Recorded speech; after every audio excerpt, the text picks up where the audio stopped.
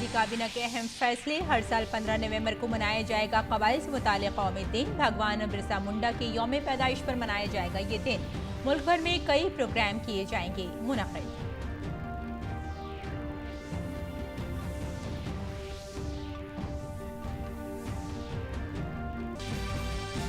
काबीना का MP local area development scheme बहाल करने का फैसला। 2021-22 के लिए 2 करोड़ और अगले बरस से जारी किए जाएंगे 5 करोड़ रुपए। काबीना ने कपास के लिए भी इमदादी कीमत का किया ऐलान।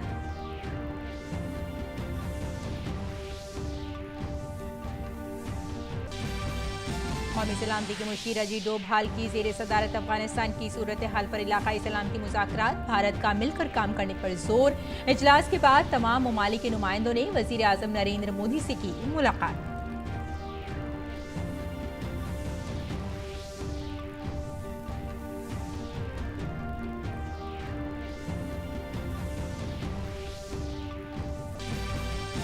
सदर जमहूरिया रामनाथ कोविंद ने नेपाल के आर्मी चीफ जनरल प्रभु राम शर्मा को भारतीय फौज के जनरल के एजाजी ओहदे से नवाजा।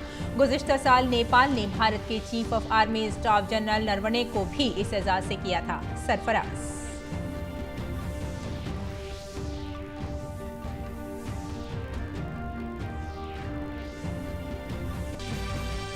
तमिलनाडु में शदीद बारिश की वजह से मामूलाती जिंदगी दरहम बरहम। महकमा मौसमियात ने कई अजला के लिए जारी किया रेड अलर्ट।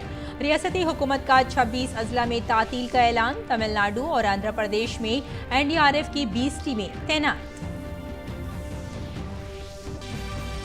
छठ त्यौहार के तीसरे दिन आज उपवास रखने वाली खवातीन डूबते सूरज को दे रही हैं अर्घ। कल सुबह उगते सूरज को अर्घ देने के साथ छठ पूजा का होगा अख्ताम।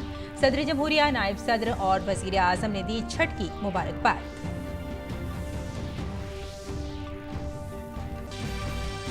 आईसीसी T20 आलमी कप में आज से शुरू हो रही है सेमीफाइनल की जंग। अबू ज़हबी में खेले जाने वाले पहले सेमीफाइनल में न्यूजीलैंड और इंग्लैंड के दरमियान मुकाबला।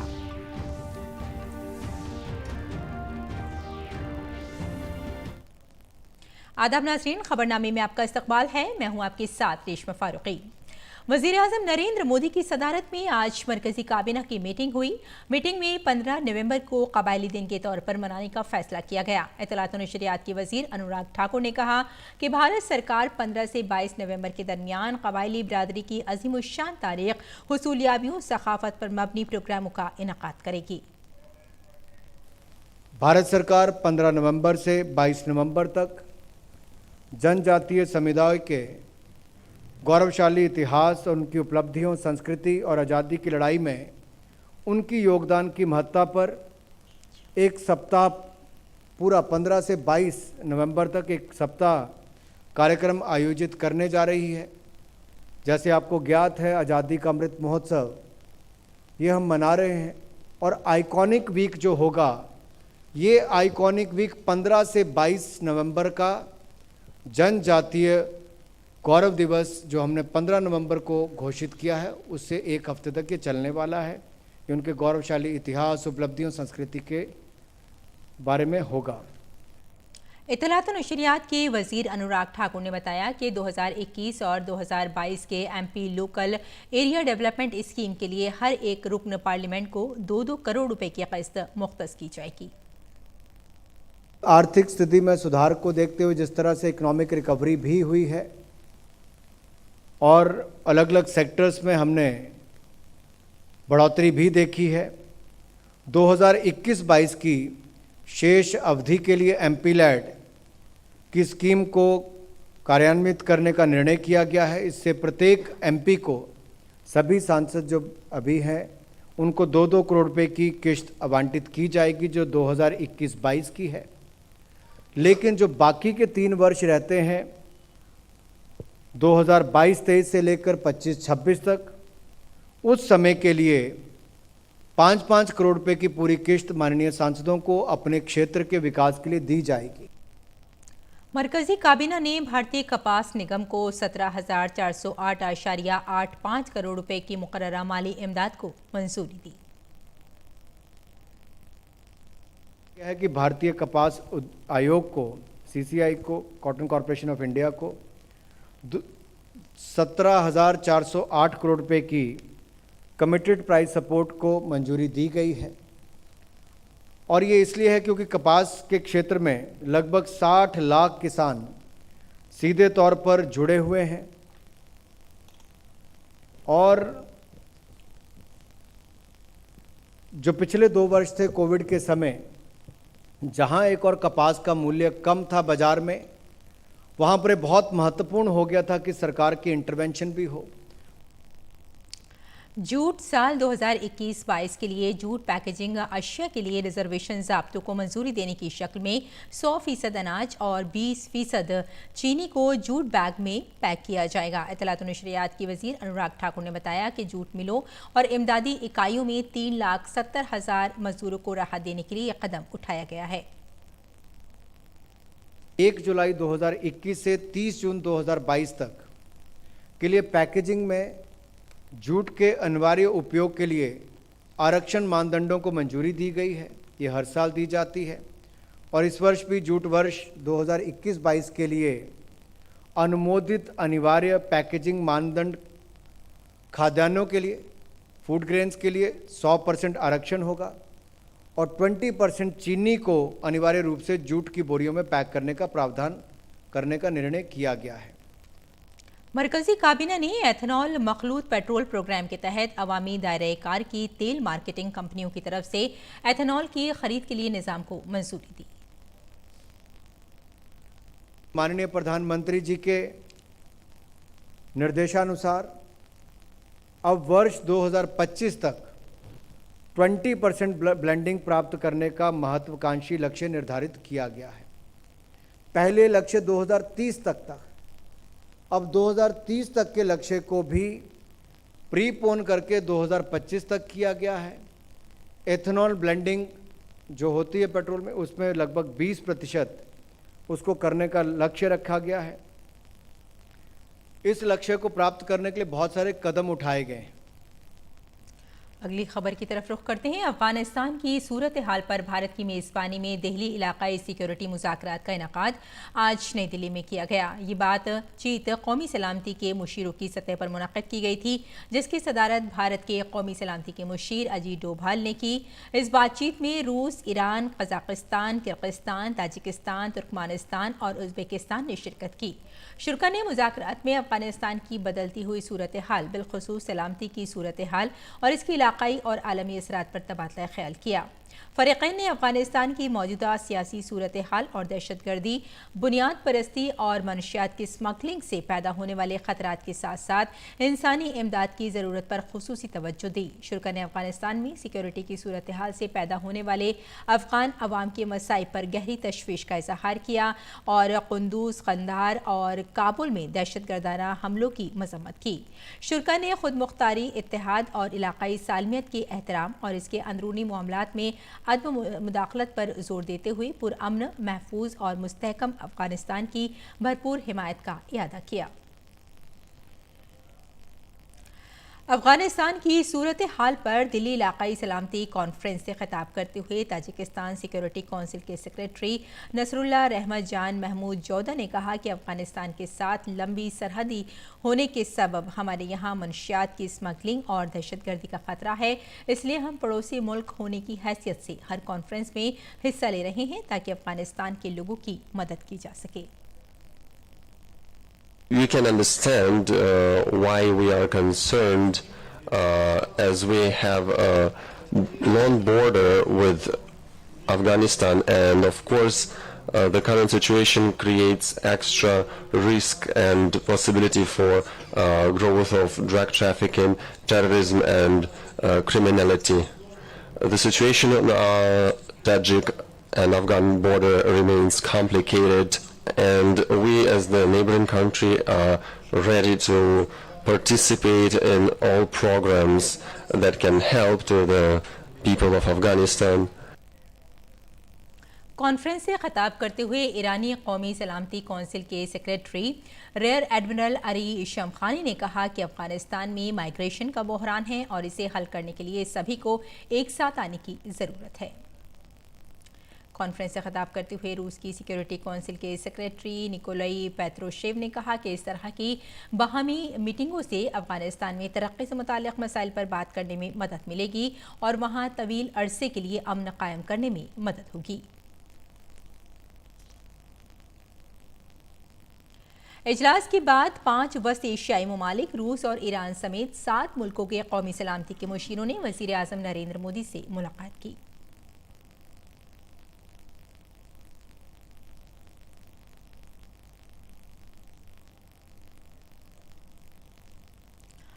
तमिलनाडु हुकूमत ने आज और कल के लिए 9 अजला में मकामी तातील का ऐलान किया है। ये ऐलान चेन्नई, कांचीपुरम, तिरुवल्लुर, चेंगुलपट्टू, कडालूर, नागपट्टनम, तंजावर, तिरुवरूर और मायलादुथुराई में महकमा मौसमियात के जरिए शदीद बारिश की पेशगोई के पेश नज़र किया गया है। बारिश से मुताल्लिक़ा वाक़यात में अब तक 5 अफराद हलाक हो चुके हैं। महकमा मौसमियात की तरफ से जारी शदीद बारिश के इंतबह के पेश नज़र NDRF की 20 टीमें इस महीने की 11 तारीख तक तमिलनाडु और आंध्र प्रदेश में तैनात की जा रही हैं। इसके साथ ही कोयम्बटूर, डेंडीगल, त्रिनेल वैली और थेने समेत 14 अजला के लिए ऑरेंज अलर्ट जारी किया गया है। इसके अलावा माहीगीरों को मशवरा दिया गया है कि वो इस माह की 12 तारीख तक समुद्र में ना जाएं। बारिश से मुताल्लिक़ शिकायत के लिए हेल्पलाइन नंबर 1913 कायम किया गया है। तमिलनाडु में शदीद बारिश की वजह से कई अजला में शदीद बारिश की वजह से खड़ी फसलें तबाह हो गई हैं। तिरुवरूर जिले में खड़ी धान की फसल को भी शदीद बारिश की वजह से काफ़ी नुकसान पहुंचा है। मरकज़ के ज़ेर इंतज़ाम इलाके पुडुचेरी और क्राइकल अजला को भी मुसलसल 3 दिन से शदीद बारिश का सामना है। शदीद बारिश की वजह से कल तक के लिए तमाम स्कूल और कॉलेज बंद कर दिए गए हैं। महकमा मौसमियात ने पुडुचेरी में अगले 2 दिनों तक मूसलाधार बारिश का खदशा जाहिर किया है।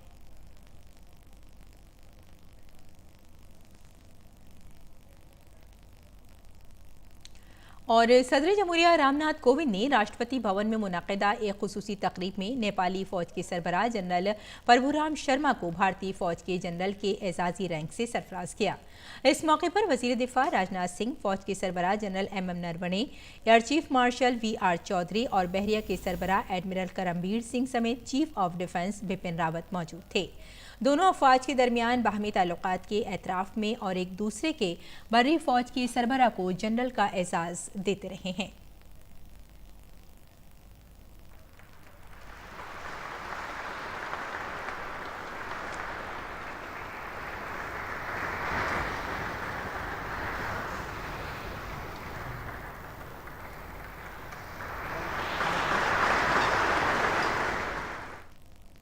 सेहत और ख़ानदानी बहबूद की वजारत के मुताबिक मुल्क में कोरोना के मामलों में मुसलसल कमी आ रही है।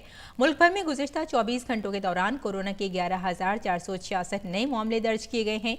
वहीं गुज़िश्ता 24 घंटे में 11,961 मरीज़ इलाज के बाद ठीक हो चुके हैं, जिसके बाद मुल्क में शिफायाबी की शरह बढ़कर 98.25% हो गई है। एक्टिव मामलों की कुल तादाद कम होकर 1,39,683 रह गई है, जो 264 दिनों में सबसे कम है।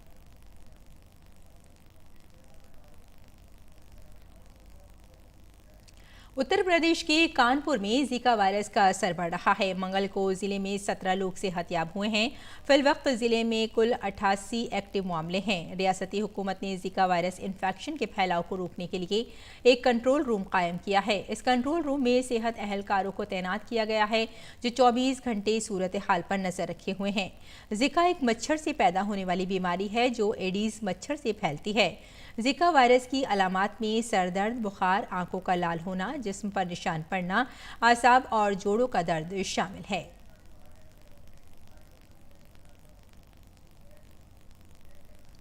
उत्तर प्रदेश के वजीर आला योगी आदित्यनाथ ने जीका वायरस के ताल्लुक से कानपुर में जिला इंतजामिया और महकमा सेहत के अफसरान के साथ मीटिंग की।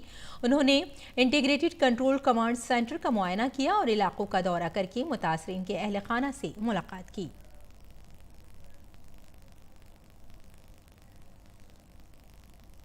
उत्तर प्रदेश के वजीर आला योगी आदित्यनाथ ने आज कानपुर मेट्रो के ट्रायल रन की शुरुआत की। वजीर आला ने मेट्रो डिपो में कानपुर मेट्रो रेल प्रोजेक्ट के प्राइमरी सेक्शन पर ट्रायल रन के लिए मेट्रो को रवाना किया। प्राइमरी सेक्शन के तहत IIT कानपुर से मोती झील के दरमियान मेट्रो रेल चलेगी। इस सेक्शन पर तामीरी काम 15 नवंबर 2019 से शुरू हुआ और 2 साल में ट्रायल रन के लिए ये सेक्शन तैयार हो चुका है। कानपुर की मेट्रो में बहुत सी तकनीक का इस्तेमाल पहली बार किया गया है। इसमें सबसे पहले डबल टी गार्डर की इस्तेमाल किया गया है, जिससे स्टेशनों का पहला फ्लोर बहुत ही तेजी से बनाया गया और GT रोड जैसी मसरूफ सड़क पर ट्रैफिक भी मुतासिर नहीं हुआ। डिपो में ही गार्डर को ढालकर रात में ही पिलर पर लगाया गया। प्रोग्राम से खिताब करते हुए उत्तर प्रदेश के वजीर आला ने कहा कि मेट्रो का ट्रायल रन वक्त मुकर्ररा से पहले शुरू होने पर मेट्रो कॉरपोरेशन को मुबारकबाद दी और कहा कि 1 से 1.5 महीने के अंदर कानपुर के लोगों को मेट्रो की सहूलियत हासिल हो जाएगी। समय सीमा से पहले IIT कानपुर से मोती झील तक लगभग 9 किलोमीटर के फर्स्ट फेज के इस कार्य को पूरा करने और तय समय सीमा के पहले ट्रायल रन के लिए मैं Uttar Pradesh metro rail corporation को हृदय से बधाई देता हूं। कानपुर वासियों को मैं अग्रिम बधाई देता हूं कि अगले 1 से 1.5 महीने के अंदर कानपुर वासियों को मेट्रो की सुविधा प्राप्त हो जाएगी। जमुना नदी में आलूदगी में इजाफे के सबब कई मकामात पर नदी सफ़ेद जहरीले झाग से ढक गई है। इस दरमियान छठ व्रतियों की यमुना में स्नान करने की तस्वीरें सामने आ रही हैं, जिस पर बहस जोर पकड़ने लगी है। इसी के पेश नज़र छठ पूजा के पहले अर्घ के दिन दिल्ली जल बोर्ड ने जमुना का झाग खत्म करने की पहल की। आलूदगी में इजाफे के सबब जमुना में बन रहे सफ़ेद झाग को हटाने के लिए दिल्ली सरकार ने 15 कश्तियों को काम पर लगाया है। दिल्ली सरकार के आपाशी और सैलाब कंट्रोल महकमे, महसूल का महकमा और दिल्ली आलूदगी कंट्रोल कमेटी ने मिलकर ये फैसला लिया कि 2-2 कश्तियों के बीच रस्सी बांधकर झाग को हटाने का काम शुरू किया जाएगा। इसके अलावा दिल्ली के कालिंदी कुंज में जहरीले झाग को घाट पर आने से रोकने के लिए बैरिकेड भी लगाए गए हैं।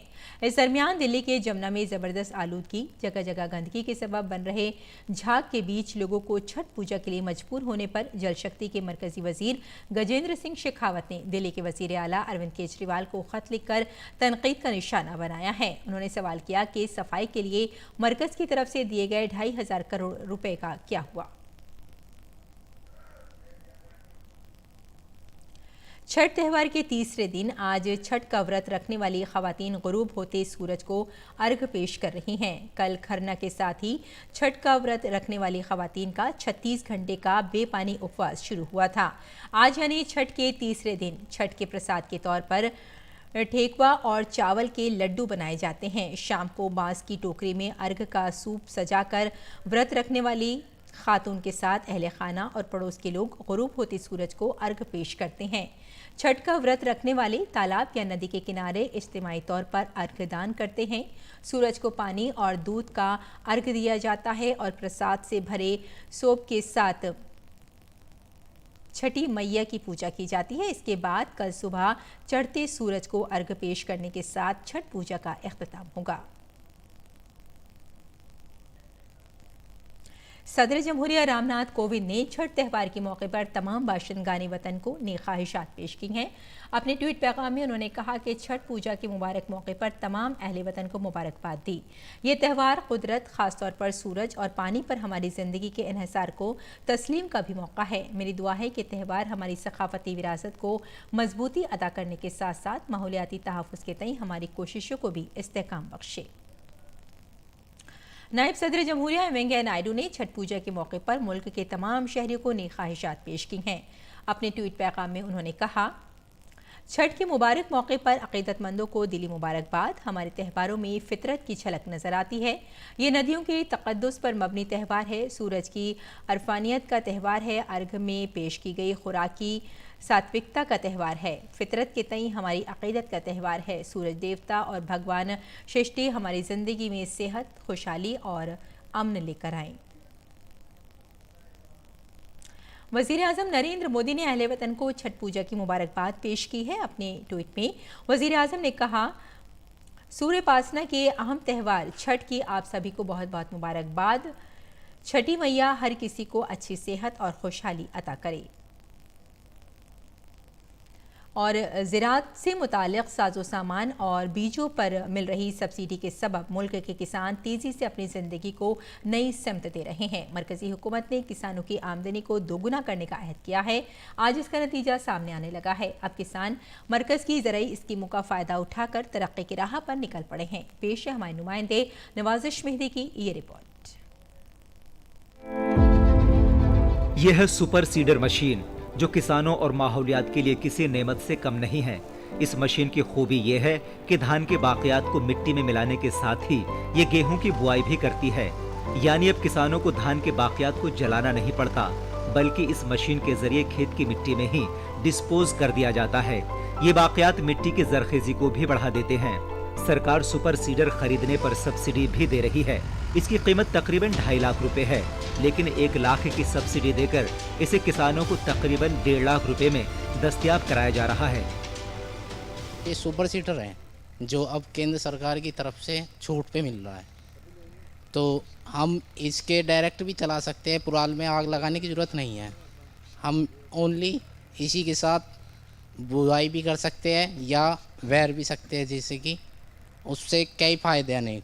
एक तो प्रदूषण नहीं होगा, दूसरा अगर हमें कोई ज़्यादा बारीक ही करना है खेत तो जुताई कर लेनी है पहले, अगर नहीं है तो हमें साथ के साथ ये चलाना है और बुआई भी करना है। इसमें लिकार्ड भी अच्छा है। ये 2,50,000 रुपये की है और पे सब्सिडी 1,05,000 रुपये दे रही है केंद्र सरकार। उत्तर प्रदेश के गाजियाबाद के अलीपुर गांव के किसान ज़राई आलात का इस्तेमाल करके अपनी आमदनी को दोगुना करने की समत में तेजी से कदम बढ़ा रहे हैं। मरकजी सरकार के सभी मंसूबों का फायदा उठाने वाले ये किसान खुशहाली की नई तारीफ लिख रहे हैं। इन्हें सरकार की सभी फलाही स्कीमों की पूरी जानकारी है। देखो जी, बीज छूट पे मिला है और जैसे रोटावेटर दे रहे हैं वो भी छूट पे मिल रहा है। अब आग लगने की जरूरत नहीं है। अब तो सीधा यूँ ही बोलो, हर महीना कुछ 4 महीने में या 3 महीने में, साल में तीन बार आवे हैं जी। 2,000 रुपया अब तो डोले पे खड़ा रहो आराम से, बस कंपेन आओ काट के भर देगी और या हाथ से काट लो, अपनी झाड़ के बेचियो। अब जरूरत नहीं है किसानों की कमाने की। जब फावड़ा बजा रात दिन बिजली आओगे दिन में 10 घंटे, रात की जरूरत ना 12 बजाने की। वक्त के साथ साथ खेतों का दायरा घट रहा है और खाने वालों की तादाद मुसलसल बढ़ रही है। ऐसे में पैदावार बढ़ाना आसान नहीं था, मगर सरकार की मदद से कम लागत की नई नई तकनीकें अपनाकर आज किसान पैदावार में खूब इजाफा कर रहा है। यानी अब ये नए भारत का नया किसान है। केंद्र सरकार किसानों की आय को दोगुना करने की दिशा में मुसलसल प्रयासरत है। ढेरों योजनाएं हैं जो अन्नदाताओं का भाग्य बदलने के लिए केंद्र सरकार ने चला रखी हैं। देश का किसान आज सरकार की मदद से उन्नत तकनीक पर आधारित खेती कर रहा है, जिससे समय की बचत तो हो ही रही है, साथ ही आय में भी दोगुना इजाफा हो रहा है। कैमरामैन नारायण मूर्ति के साथ नवाजिश मेहदी, अलीपुर गांव, गाजियाबाद, यूपी। और खेल की खबरों में भारतीय निशानेबाज राही सरनोबत ने प्रेसिडेंट कप में खवातीन के 25 मीटर पिस्टल मुकाबले में पिस्तौल की खराबी के बावजूद चांदी का तमगा जीता। नौजवान शूटर मनु भाकर ने 25 metre rapid fire pistol mixed team event में तलाई तमगा जीता। तजुर्बेकार शूटर राही ने फाइनल में 31 पॉइंट्स हासिल किए।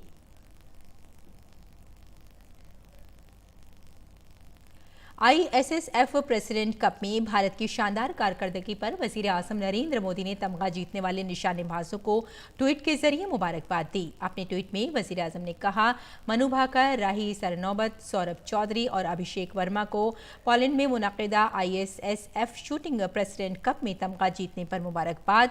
मुल्क के शहरियों को उनकी शानदार कारकर्दगी पर फख्र है। इन एथलीटों को उनके आगे के मुस्तक़बिल के लिए नेक ख्वाहिशात।